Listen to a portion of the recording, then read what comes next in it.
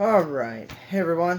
So been seeing everyone with their Barnes& and Noble finds, because their Barnes& and Noble's doing some half-off stuff. Not all their albums are, just a selection. So, so I can start. Also, um, Antique Mall is doing a sale, so I'm going to add these in here as well. So, and there's some Beatles stuff in here. You'll probably see it again in an update, because um, I'm due for one. But first, we'll start off with Barnes & Noble. Miles Davis, Amidala. So this is must be a re-release night because this is from '89 originally on the Warner Brothers. So I don't know who put this, which I guess just Warner Brothers put it out. I know Rhino does a lot of these re-releases, and this is a thick record. It almost feels, I don't know, like 200 gram. But the only disappointing thing is, it's got dust on it already. But brand new record. Oh well, though. Come on, camera.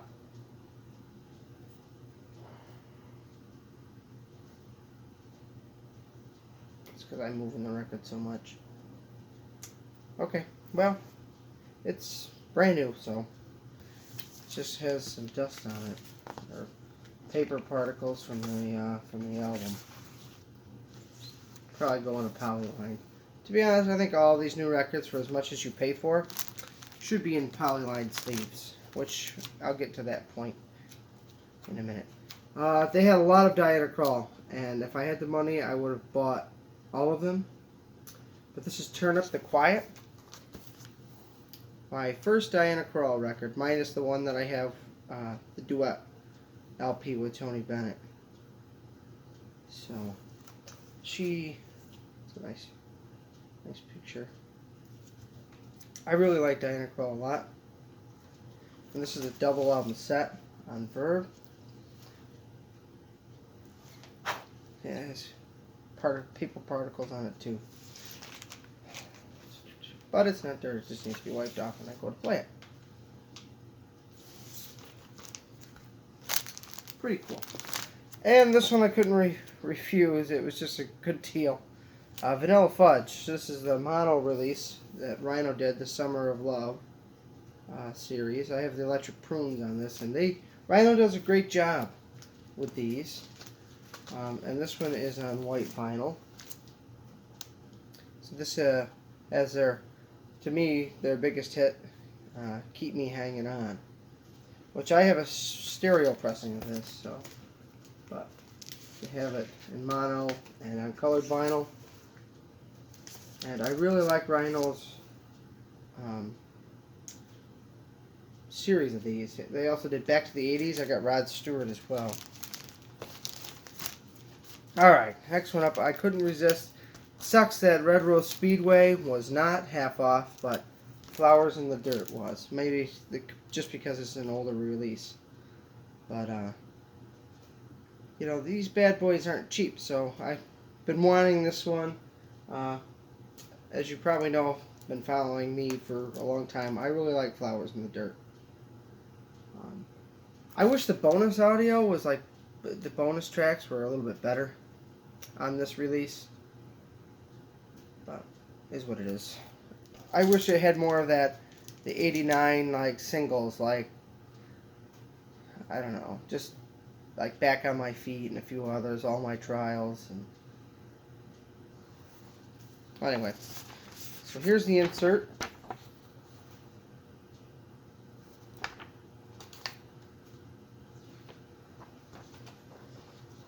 Just picture Paul there. Oh, it's a trifold. I don't remember. Was it your original insert? A trifold? I'd have to go back and look. I have a couple copies. UK copy and American. I'm sorry for that light. I didn't realize it was going to be that bright. Try to hide it with my elbow here. First record.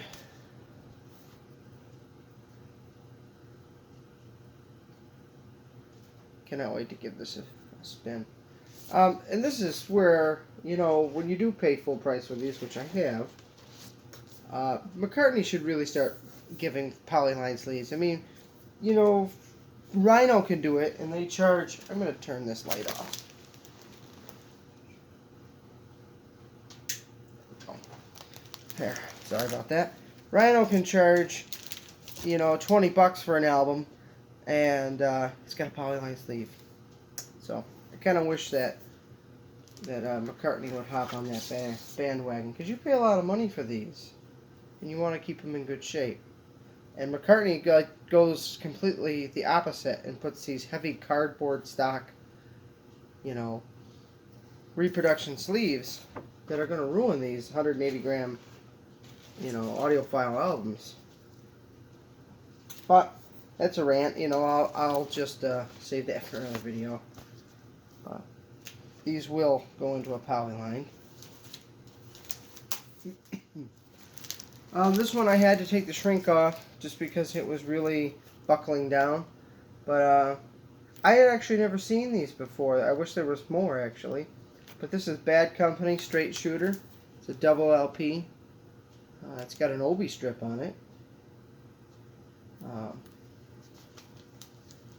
It doesn't say pressed in Japan, but online they're saying it is. But I really don't know if it is or not. But this is the remastered mix at Abbey Road Studios. So half-speed mastered recordings. Plus, I love that it comes with it's like the archive collection of McCartney. It comes with extra tracks. So, and see, there's the little strip here. So,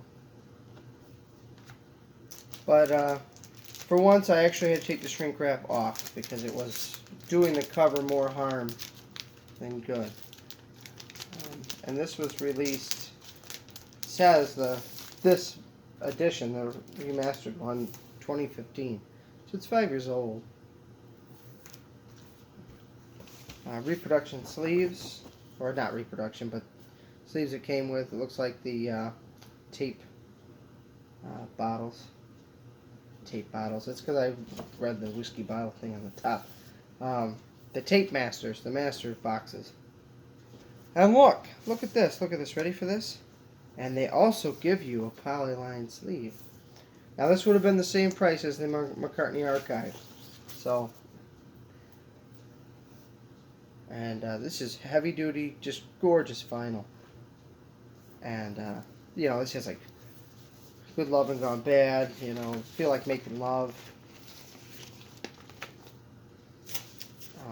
Record 2's sleeve here. I actually think this is a Rhino release as well. I don't know if they did it with all of them, but it'd be cool.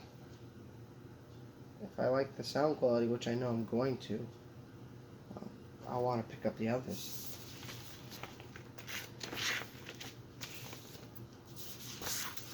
Alright.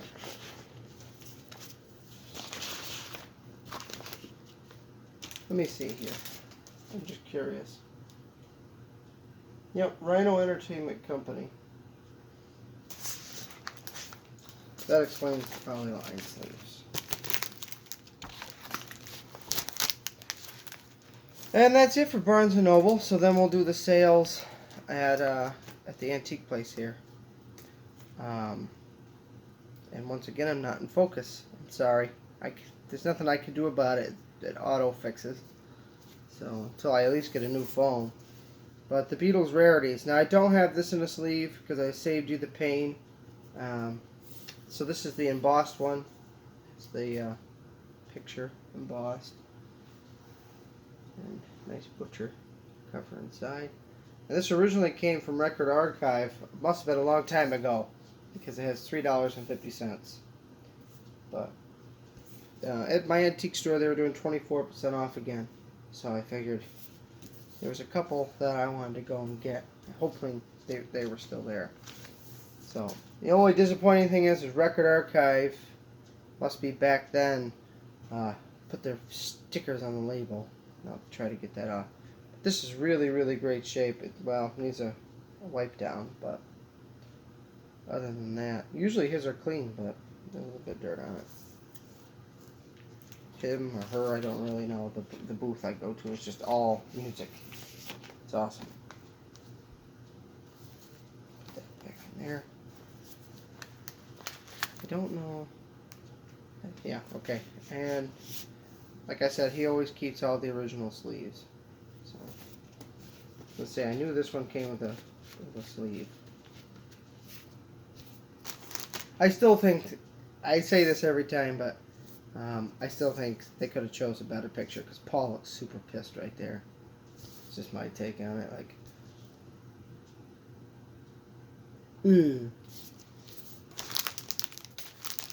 Alright, and one that I don't see often, or just in general, I mean besides reissues. This is a first pressing of T-Rex, the slider. This is still in the shrink. The only problem is, everything's fine with it. There's no like water damage, nothing on it, but it just smells musty, like it was in a basement. I'm going to take this out because I can't show you the gatefold because it's still in shrink. I'll show you the back here. This would be my second T-Rex album. So this is on the Reprise label.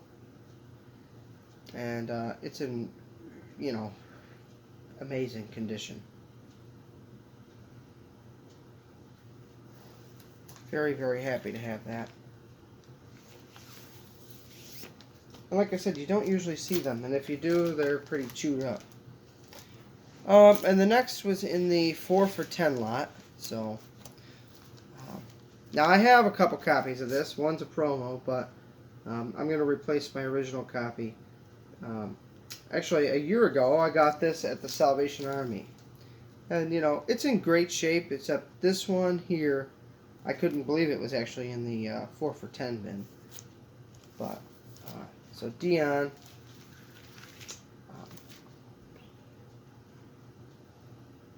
It's just in amazing shape, minus the dust. It needs a surface dust that needs a good wiping. But 2i Columbia, and I like this whole album. So really cool to see that in there. And I'll keep my promo and get rid of the other one. This one. So Dion, Ruby Baby. And this one's called Sugar. It's a very awkward cover.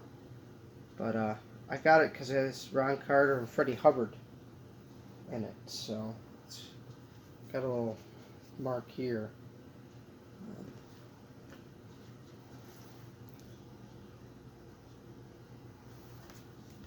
This needs to be cleaned, but other than that, there's really not a... Whoa. Maybe now. I'm not editing that out. It happens. It's on very, like, Dynaflexy vinyl. But I've never heard of this label. Is it CTI or is it supposed to be CT? I don't know. Never heard of that record label. Very awkward cover though. It's kind of gross, really. But I picked it up. It's kind of neat. Herbie Mann, Brazil, Bossa Nova, and Blues. Cover's perfect. Like, really, this I can't believe, you know, for an older album. It's still... The baggie's never been open. I'm going to open it and give this record some air. Because it's kind of... Hopefully it'll be okay. But this is the thing about leaving these in the baggie sealed. But... Actually, let's open her up. Give it some light. Now, the United Artists Jazz, I have John Coltrane on this series that United Artists did. Oh, it's fine. Look at that. Some people... So what was it the other day on Instagram? I was playing the Mono Ram album, and people were bitching that I should have left it sealed. Not really bitching. I should correct myself on that. But just, you know, like, it's just like, you know, I bought it used. It's in great shape. And you know, for the most part, I buy records to listen to, not to stay up and look pretty. So, I've went over my time. That's a different rant for another day. But anyway, and if you are from Instagram and you subscribe to me, thank you. I have gotten quite a few more subscribers lately, so I thank you for watching and subscribing and following me on Instagram. So, hope everyone has a great weekend. Take it easy. Peace.